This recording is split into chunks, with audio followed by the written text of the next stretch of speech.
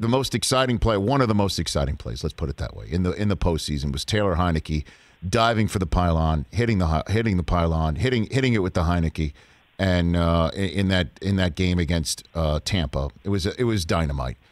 I hate the rule that if the ball is fumbled into the end zone, it goes back to the defense. I hate that because Taylor, if Taylor had lost the ball on the way to that pylon, he's making an aggressive play. It got me off the couch. It was just so exciting.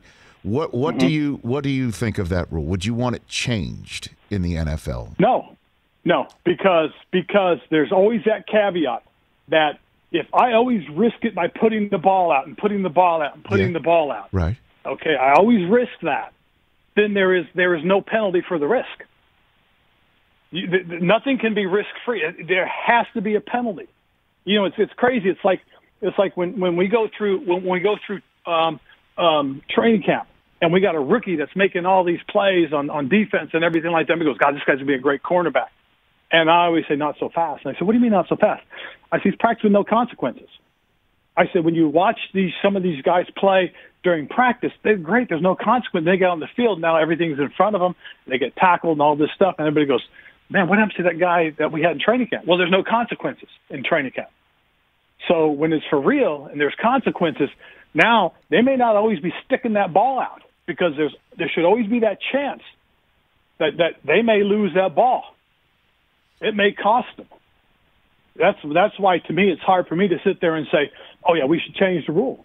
Well, again, if there's no consequences, people are they're going to try, and there's nothing to help the defense then. Well, it's just like pass interference. The guy throws the ball up in the air 50 yards downfield, and these guys are hand fighting, and the referee decides to call it a defensive penalty. The ball's on the one.